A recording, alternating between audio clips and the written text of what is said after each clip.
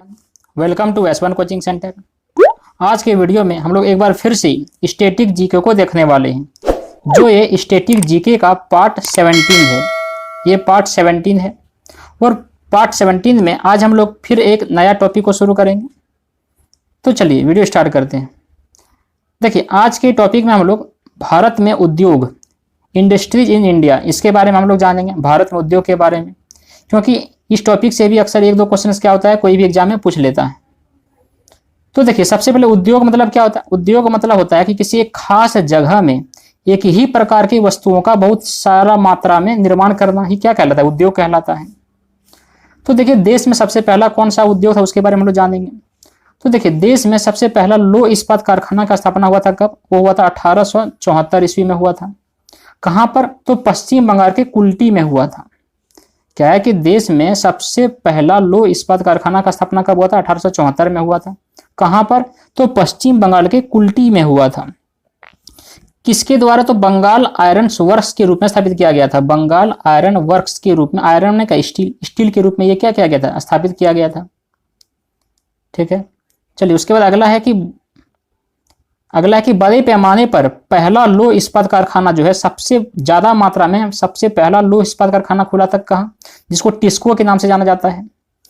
इसका स्थापना हुआ था कब? वो 1907 में हुआ था। 1907 में हुआ था। जमशेद जी टाटा के द्वारा हुआ था। कहां पर? तो झारखंड के सांची जगह में, झारखंड के सांची में हुआ था, जो स्वर्ण रेखा नदी घाटी में स्थित है। ठीक है, तो टिस्को की स्थापना कब हुआ था? यहां से एक क्वेश्चन पूछता है कि टिस्को की स्थापना कब हुआ था और किसके द्वारा हुआ था। तो टिस्को की स्थापना कब हुआ था? 1907 में हुआ था और जमशेद जी टाटा के द्वारा हुआ था। कहां पर? तो झारखंड में स्वर्ण रेखा नदी के किनारे सांची जगह में। ठीक, उसके बाद देखिए कि भिलाई इस्पात संयंत्र, भिलाई इस्पात संयंत्र की स्थापना कब हुआ था?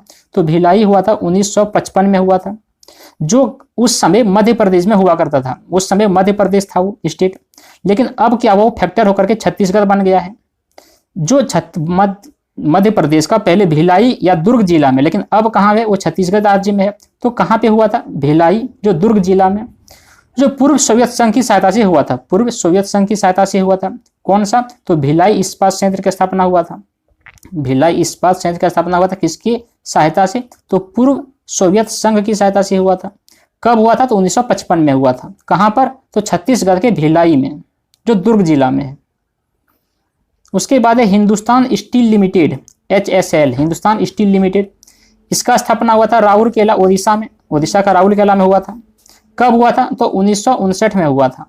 किसकी सहायता से? तो पश्चिमी जर्मनी की सहायता से हुआ था। पश्चिमी जर्मनी की सहायता से हुआ था हिंदुस्तान स्टील लिमिटेड, जो ओडिशा का राउरकेला में है। 1959 में हुआ था। उसके बाद है हिंदुस्तान स्टील लिमिटेड। यहाँ पर देखिए हिंदुस्तान स्टील लिमिटेड, ये हुआ था पश्चिम बंगाल का दुर्गापुर में। तो अलग अलग जगह में हिंदुस्तान स्टील लिमिटेड की स्थापना हुआ था। पहले हुआ था ओडिशा राउरकेला में, फिर हुआ पश्चिम बंगाल का दुर्गापुर में। ये हुआ था कब? 1956 में हुआ था। ये किसके सहयोग से हुआ था? ये ब्रिटेन की सहायता से हुआ था। ब्रिटेन की सहायता से हुआ था पश्चिम बंगाल के दुर्गापुर में हिंदुस्तान स्टील लिमिटेड की स्थापना कब? 1956 में। उसके बाद है कि भिलाई, दुर्गापुर तथा राउरकेला। भिलाई जो कहां पर है? भिलाई कहां है? छत्तीसगढ़ में। दुर्गापुर पश्चिम बंगाल और राउरकेला ओडिशा। ये सबके जो कारखाने हैं, इसका स्थापना हुआ था कब? द्वितीय पंचवर्ष योजना काल में हुआ था। द्वितीय पंचवर्ष योजना काल में। तो कब से कब तक था द्वितीय पंचवर्ष योजना? 1955 से 61 के बीच में था। और पंचवर्ष योजना का वीडियो मैंने ऑलरेडी बना दिया है, वो पहले वहां पर भी जाकर देख सकते हैं। तो द्वितीय पंचवर्ष योजना में स्टार्ट हुआ था क्या, या स्थापना हुआ था कब? क्या? तो भिलाई, दुर्गापुर और राउरकेला कारखानों की स्थापना हुआ था। उसके बाद देखिए कि बोकारो स्टील प्लांट। क्या है? बोकारो स्टील प्लांट की स्थापना कब हुआ था? तो बोकारो जो झारखंड में है, तो बोकारो स्टील प्लांट की स्थापना हुआ था 1964 में हुआ था, जो उस समय बिहार राज्य था। अब झारखंड बन चुका है, तो झारखंड के बोकारो में है, जो पूर्व सोवियत संघ की सहायता से हुआ था। किसके सहायता से? पूर्व सोवियत संघ की सहायता से। ये कब हुआ था? तृतीय पंचवर्ष योजना में हुआ था। कब तृतीय पंचवर्ष योजना हुआ था? वो तृतीय पंचवर्ष योजना ही क्या था? युद्ध के समय में कुछ स्थगित रहा था। ये आप पंचवर्ष योजना में अच्छे से देख सकते हैं जाकर के वीडियो के प्लेलिस्ट में। तो ये था बोकारो स्टील प्लांट की स्थापना कब हुआ था? 1964 में। किसके द्वारा? तो पूर्व सोवियत संघ के द्वारा। कहां पर है ये? तो झारखंड में है। कब? तो तृतीय पंचवर्ष योजना में हुआ था। ठीक है, उसके बाद है कि भारत में सूती वस्त्र उद्योग का सबसे पहला कारखाना खुला था कहाँ और कब? तो भारत में सबसे पहले सूती वस्त्र उद्योग का पहला कारखाना खुला था कब? 1818 को खुला था। कहाँ? तो कोलकाता में फोर्ट ग्लास्टर, कोलकाता का फोर्ट ग्लास्टर में खुला था सूती वस्त्र उद्योग का पहला कारखाना, कोलकाता का फोर्ट ग्लास्टर में। कब? 1818 में। उसके बाद देखिए स्टील अथॉरिटी ऑफ इंडिया, जिसको सेल्स के नाम से हम लोग जानते हैं, SAIL, steel authority of India तो लिमिटेड, तो ये स्थापना हुआ कब? इसका स्थापना हुआ था 24 जनवरी 1973 को।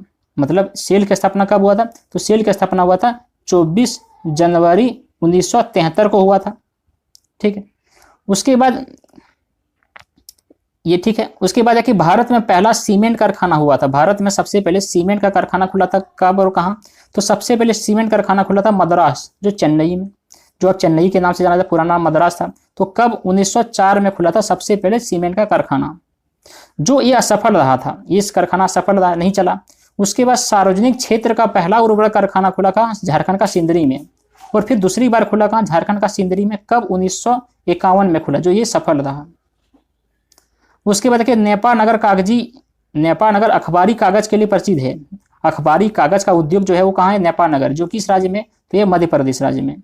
तो नेपा नगर जो है वो अखबारी कागज के लिए फेमस है। कहाँ पर है? तो मध्य प्रदेश में। यहाँ से क्वेश्चन पूछता है कि नेपा नगर जो है वो किस लिए फेमस है? तो किस लिए फेमस है? अखबारी कागज के लिए।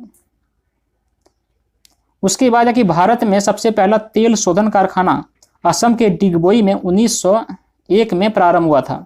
भारत में सबसे पहला तेल शोधन कारखाना जो है कहाँ और कब आरंभ हुआ था? तो असम के डिगबोई में आरंभ हुआ था, 1901 में आरंभ हुआ था। फिर है कि हिंदुस्तान मशीन टूल्स, जिसको हम लोग HMT बोलते हैं, तो हिंदुस्तान मशीन टूल की बेंगलुरु इकाई की स्थापना हुआ था स्विट्जरलैंड के सहयोग से। ये HMT की हेडक्वार्टर कहाँ है? बेंगलुरु में है। किसके द्वारा यह स्थापना हुआ था? तो स्विट्जरलैंड के सहयोग से हुआ था। कब? तो 1953 में। और HMT जो है स्पेशल ये घड़ी वगैरह बनाता है। फिर देखिए कि कपास को सफेद सोना कहा जाता है। ये भी देखिए बहुत इंपॉर्टेंट क्वेश्चन है। यहाँ से एक क्वेश्चन पूछा जाता है कि सफेद सोना किसे कहा जाता है? तो सफेद सोना कौन है? तो कपास सफेद सोना के नाम से जाना जाता है। फिर उसके बाद देखिए जूट को सोने का रेशा कहा जाता है। मतलब गोल्डन फाइबर किसे कहते हैं? तो गोल्डन फाइबर जूट को बोलते हैं। सोने का रेशा कहा जाता है जूट। फिर देखिए मुंबई को सूती वस्त्रों की राजधानी, सूती वस्त्र की राजधानी किसे कहते हैं? मुंबई को। और अहमदाबाद को भारत का बोस्टन कहते हैं। भारत का बोस्टन अहमदाबाद को, उत्तर भारत का मैनचेस्टर कानपुर को, और दक्षिण भारत का मैनचेस्टर कोयम्बटूर को कहते हैं। ये भी बहुत इंपॉर्टेंट है। ये क्वेश्चन यहाँ से एक दो क्वेश्चन जरूर पूछता है किसी एग्जाम में कि सूती वस्त्र की राजधानी मुंबई, उसके बाद भारत का बोस्टन अहमदाबाद, उत्तर भारत का मैनचेस्टर कानपुर, दक्षिण भारत का मैनचेस्टर कोयम्बटूर। चलिए उसके बाद आगे देखते हैं कि भारत में हैवी इलेक्ट्रिकल्स लिमिटेड, जिसको भेल बोलते हैं, क्या है? Bharat heavy electrical limited. तो भेल की स्थापना कब हुआ था? इसका स्थापना हुआ था 1964। भेल की स्थापना कब हुआ था? 1964 में। उसके बाद देखिए तेल और प्राकृतिक गैस निगम, तेल और प्राकृतिक गैस निगम, जिसको ऑयल नेचुरल गैस कॉरपोरेशन, इसकी स्थापना कब हुआ था? इसका स्थापना हुआ था 14 अगस्त 1956 को हुआ था। ठीक है। ONGC का स्थापना कब हुआ था? 14 अगस्त 1956 को हुआ था।